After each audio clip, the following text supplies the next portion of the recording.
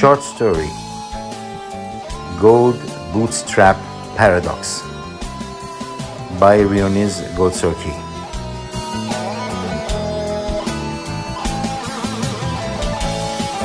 Minkowski said that past and future light cones meet at the observer point over the hypersurface of the present.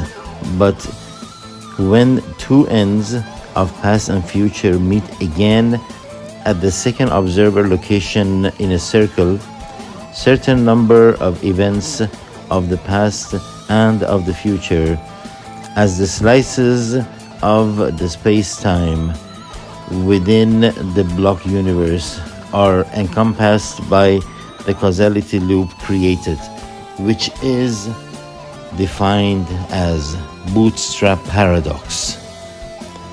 And hence the continuum of space-time has to be checked and maintained at this stage, and the actions deemed necessary. Hence arises the need for something or someone to perform an effective role, like a maintenance officer, if you will, in the given situation. Whether this phenomenon is based on free will or a universal superdeterminism is beyond the comprehension of human beings at the time that I am writing this story. New Year's Eve, December 2023, Rio Golsorkhi. Barbara, 24 years old, living in San Jose, California, wakes up in her bedroom at 7:05 hours. It could have been a dream. It could have been a message. No matter what, but the salient issue is the unstoppable urge that she's feeling towards the most mysterious task to be performed. Barbara is beautiful, blonde, blue-eyed, slim, and of medium height. She puts on her clothes and leaves the house. Crossing the lawn, she looks left and waves at the neighbor's dog, the 1-year-old foxhound, looking at her, panting and smiling, as usual. Hi, Chance. And she heads out of the premises towards the Story Road, number 1111. As she reaches the Grand Century Shopping Mall, she looks around and enters the building. It takes her 6 hours flat to find what she's looking for. In the middle of the vast storefront of one of the busiest and the most popular footwear outlets of the mall, there's a singular display resting on a stand. A pair of old-style boots with gold bootstraps. She enters the store and tries to be as inconspicuous as possible. Barbara looks around. Racks are filled with hundreds of shoes of different kinds. A big majestic Christmas tree, decorated with lights and ornaments and crowned by a tree-topper star, is at one corner, and an antique Alexander Herman grand piano at the other. She walks closer to the display for a better look, as her eyes gleam with the shimmer and shine of the golden bootstraps. A lady storekeeper in uniform walks to her. Good afternoon. Can I help you with anything specific? Oh, no, thanks. Just looking around. The storekeeper smiles and lets her be. Barbara looks straight ahead and walks slowly until she reaches the storerooms at the back of the hall. She scans around and, without anyone noticing, enters one of the rooms. Although she observes the cameras on the ceiling, she takes a chance and walks right to the end of the room and hides behind one of the racks. It's 9:14 p.m. and she notices all the lights going off one by one. She waits long enough for all the staff members to leave the store and shut the door behind them. Barbara walks out of the storeroom gently and tiptoes toward the gold bootstrap boots. She grabs the pair and looks back and sees the rear exit.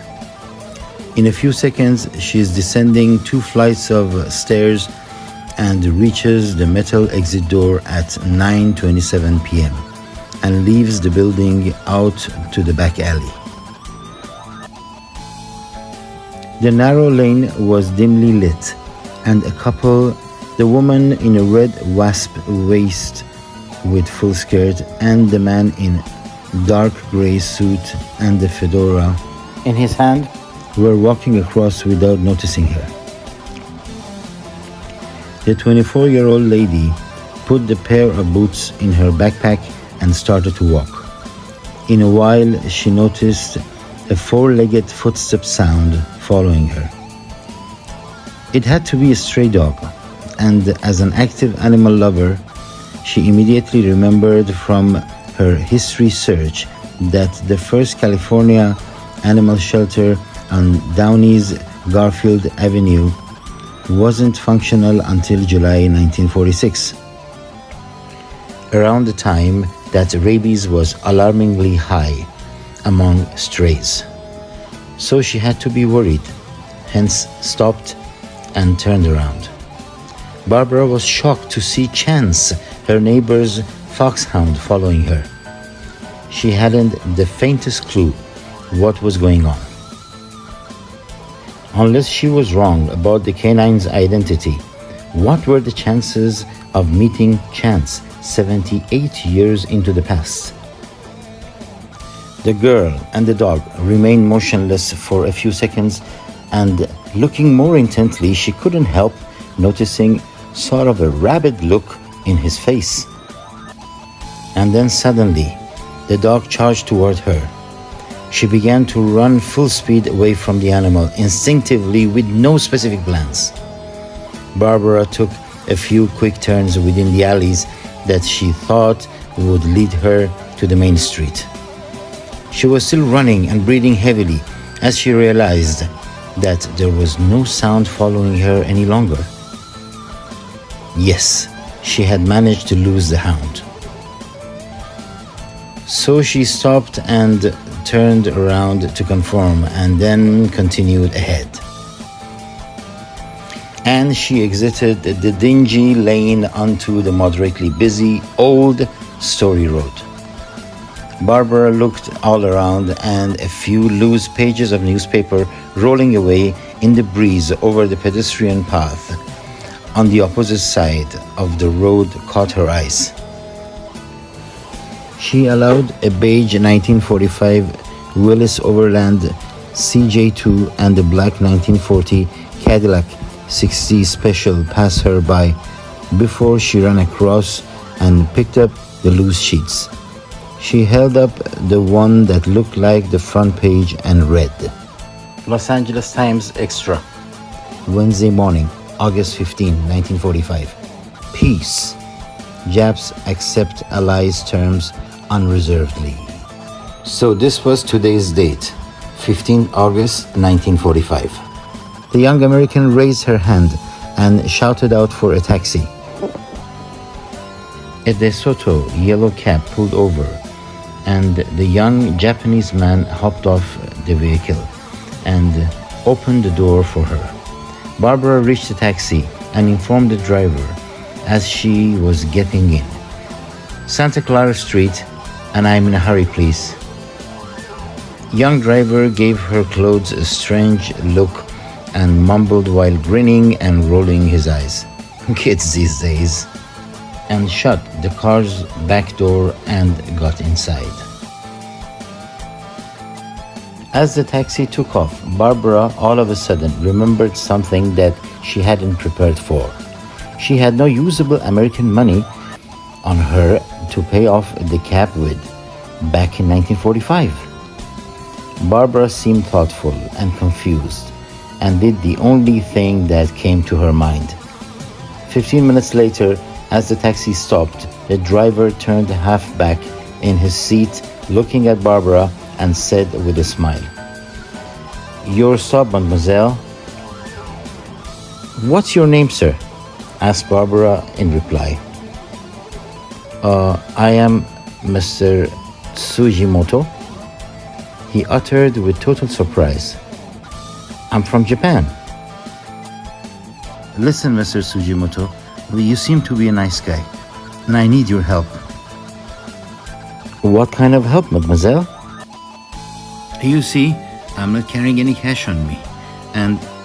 The Japanese looked at her blankly, lost for words, as the young woman continued. "But I got something for you," she said as she reached in her bag. The driver seemed nervous and stared at her hand inside her bag, wondering what she's going to reveal. And there came out a white portable game console that made young Tsujimoto shudder with surprise. "Oh no, miss, what's that?" he almost screamed with a frightened look. "It's okay, don't worry. It's just a video game," she tried to reassure him. "Calm down." "A video what?" "Video games. Street Fighter, Mega Man, Monster Hunter." Tsujimoto was addled. "And what does it do?" Barbara laughed softly and replied, "Well, it's for entertainment, for kids. I mean for everyone, I guess. You can play games with it." The young driver had calmed down. "Games for kids? Well, that's good," he asked after he pondered for a while. "Is it for me?" "Yeah, sure. I mean, instead of the cab fare, that is, if you could accept." The man's face brightened. "Well, all right. You know, I have a nephew, Kenzo. He'll turn 5 on December 15th. He's the world's sweetest kid. I love him. And I'm planning to go back home. He'll be so happy to see this. A video game," he confirmed with a happy expression. Barbara suddenly seemed concerned. "Oh my God, they're back in Japan. Is he all right?" The young Japanese driver knew exactly what she was referring to. "Oh, you mean the atomic bombs? Well, they live in Nara. It's hundreds of kilometers from both cities." So, he added with a sad smile, "I guess he's okay." Barbara smiled too, as she handed the device over to the man and exited the taxi. She walked towards the corner of the domed building and took left on the sidewalk. She looked up ahead and read the sign over the wall near the roof. "No Top Piano House." Barbara opened the building's wooden door and climbed up the dark staircase. After a few seconds, she was knocking at the door, but no one answered. She slowly turned the handle and opened the door. And she entered a large empty room, save 2 old Albert Ladd upright pianos side by side next to the wall. She saw a staircase right in front of her, went forth and climbed the stairs. There was another spacious empty hall upstairs, at the center of which she saw an Asian man playing a German Alexander Hermann grand piano. Barbara stood, watched, and listened.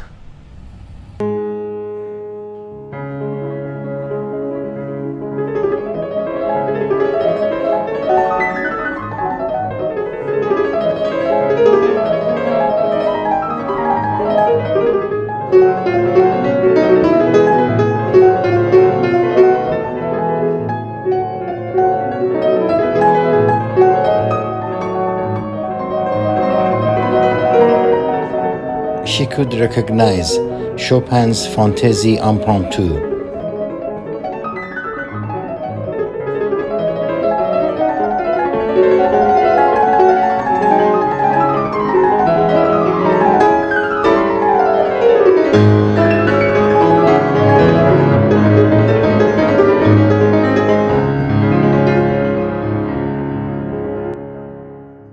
Then the pianist paused as he felt Barbara's presence in the room. He raised his head and looked into her admiring eyes. "Good evening, Mr. Tanvan," greeted Barbara. "Good evening," the man replied before he got up from his piano stool. Barbara approached and stood close to him. The Asian was young and good-looking, wearing a black suit. Van asked hesitantly, "Are you Barbara?" She nodded and added, "I guess you know why I'm here." "Yes, I most certainly do. May I ask if you have it?" "Yeah, I have them." He went forth and they both shook hands. The American lady took off her backpack and left it on the floor. "Oh, the suspense is killing me. What is it?" "Don't you know?" "Absolutely not. But the man said I should follow their trail and it will change my life forever." She opened the bag and removed the boots and placed them on the floor in front of him. Tan was astounded. He bent and picked up one of the boots and brought it up in front of his face and looked at it admiringly. Then he touched the gold bootstrap and commented, "Fascinating, simply fascinating." Then he looked at Barbara and said, "But what am I supposed to do with them?" Barbara was lost too. "I don't know. I'll put them on, I suppose." She forced a smile upon her lips. Tan carried on asking, "And then what? Click my heels together 3 times and command them to take me wherever I want to go?" Barbara noticed the frustration and rage within him about to be released, so she remained silent as Tan continued. "You know, when my parents migrated to the United States from Vietnam, they practically gave up everything so I can pursue my dream of being a musician. Play the piano, perform at Santa Barbara's Lobero Theater, and I failed them." "But you're amazing. I just heard you perform Chopin better than anyone else I've ever heard in my life. You're a virtuoso." Tan Van laughed hysterically and said, "Virtuoso? I don't know about that. But what I do know is that it didn't translate to dollars for me. And look at this place. To do something profitable in my own line of work, I eventually had to settle for this piano house, for which I can't afford the rent either." He sighed as he added, "Did you know that it's going to close down soon?" Barbara replied compassionately, "No, I didn't. It's a shame." Barbara carried on with an emotional tone. "So what are you going to do?" Tan lowered his head for a few seconds in silence and then looked at Barbara again and replied, "My parents are now sick and old. Piano is my life, but it's time for me to give up my dreams for their sake." And instantly his face was radiant and his voice was filled with zest and enthusiasm. "My father was a shoemaker back in Vietnam, you know. I'm gonna do the same thing. Yes, this is what these boots mean. This is the life-changing message I was longing for. Oh, Miss Barbara, you have showed me the way. Now with the war getting over and everything, There will be a boom in commodity production, in earnings, in expenditures, in shopping. I will be a businessman too. I will find myself a real life, and I will be rich and famous. After a while, the Vietnamese musician kept on with the conversation. Miss Barbara, I would like to express my gratitude to you for bringing these boots to me. Though I have no clue where they come from and what trouble you might have endured, but all I can say is that they mark the beginning of the rest of my life towards success and happiness. Well, I'm happy for you. And remember, everything that can happen will happen. I'd better be going. And best of luck with your business plan, said Barbara as she smiled. Minutes later, she reached the wooden door, exited, and was back on the street again. Her space-time coordinates. Universe, the only one so far we know. Laniakea supercluster, Milky Way galaxy, Orion Arm. Solar system, planet Earth, continent North America, state California, city San Jose, Santa Clara Street, 2023 AD, 31st December, 21 hours, 27 minutes, 33 seconds. Barbara walked slowly through San Jose's New Year's Eve celebrating crowd and their festivities, toward the arcade bar around the corner. She truly needs to wind down after a hard day's work, that too on such a night. She reaches the game arcade bar and enters amidst pounding music and singing of joyful people. The place is packed. Barbara looks around the gaming-themed bar. She remembers that she used to be an avid video gamer all through her teenagehood. She feels at home and smiles while walking to the bar. She pulls a stool and sits. In a while, the bartender approaches her. He is tall, slim, tanned, brown-haired, brown-eyed, in his late 30s. Happy New Year, beautiful lady. I'm Carter, your mixologist tonight. Happy New Year to you too, Carter. Pleased to meet you. I'm Barbara. Nice to meet you too, Barbara. Have you been here before? I haven't. This is my first time, though I've heard and read about it ever since it opened back in 2019. We have some cool promotional programs from time to time. I'll tell you what, leave me your number and I'll call you. Barbara asks him with a curious look. You're not from around here, are you? Then where am I from? Carter asks with a wicked smile. I'd say East Coast. Let's say New York. Bullseye, yeah baby, added he with a loud laughter. How did you guess? Well, it wasn't too hard. Your accent. No R's, no L's, your U's.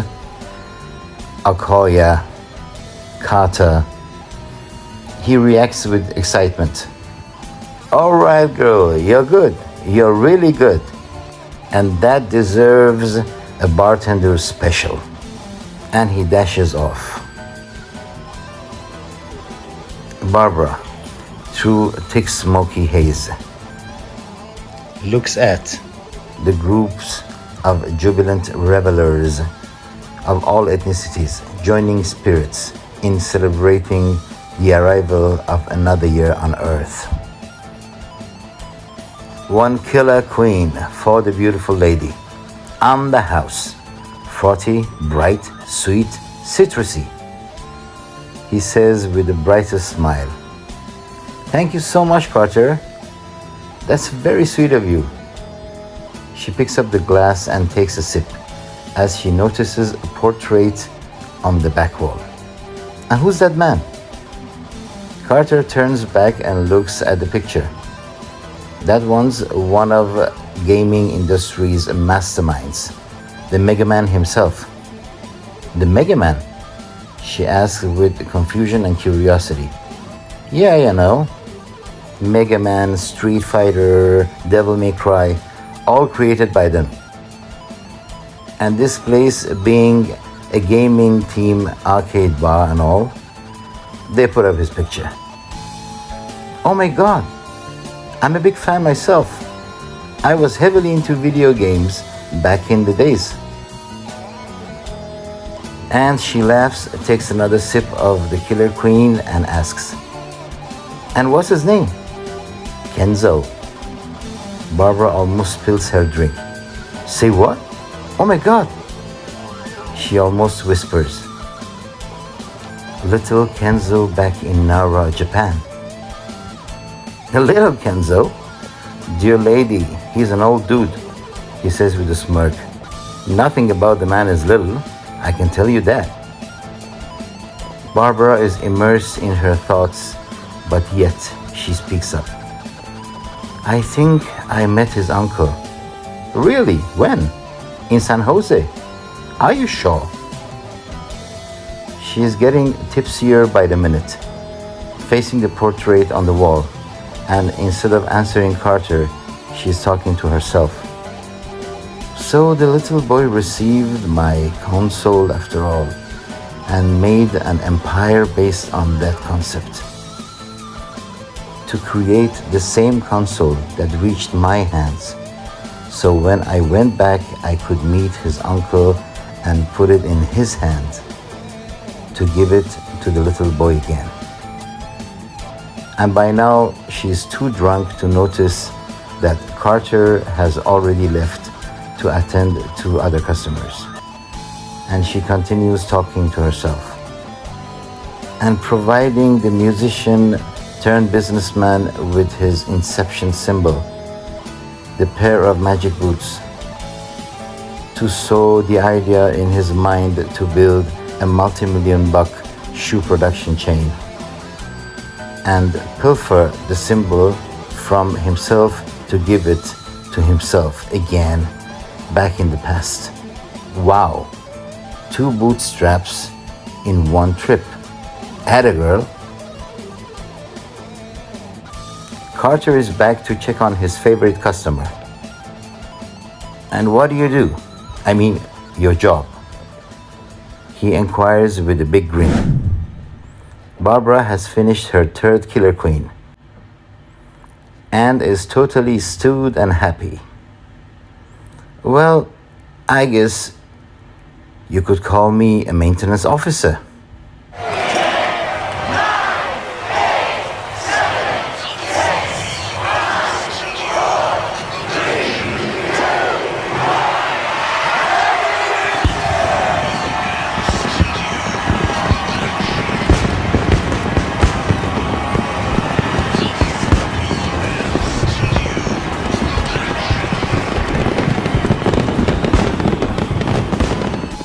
It's the first day of the year 2024 at the footwear store at Grand Century Shopping Mall, number 1111 Story Road, San Jose, California. An African American lady staff member is talking to his male Latino colleague as they are standing behind the counters awaiting the shoppers. You know what? Today morning when I got in, the strangest thing happened. And what was that? I was the first to open the store, and the first thing that I noticed was that the boots were missing. And she points at the boots with the golden bootstrap on the stand in the middle of the storefront. Really? And then what happened? Where were they? Well, that's the whole thing. I was shocked. So as I walked closer to the stand, suddenly right before my eyes, they reappeared again. What are you talking about? I'm serious, this happened today morning, just an hour ago. You might have been still sleepy. No, I wasn't. And I had just finished my double espresso. And I'm never sleepy when I have my double espresso. The man sounds patronizing. Anyway, now that the boots are back and everything's cool, she interrupted him. Yeah, but I saw what I saw. You know what? In fact, I'm gonna talk to Lindsay to check the cameras. Then you will see for yourself. Okay, that's enough. Snap out of it. We've got a long day ahead. And besides, Van's inspection is scheduled for today afternoon. Van who? Senior or junior? Van Junior. Right, but I'm gonna ask Lindsay. Cut it off, will ya? And they went on and on.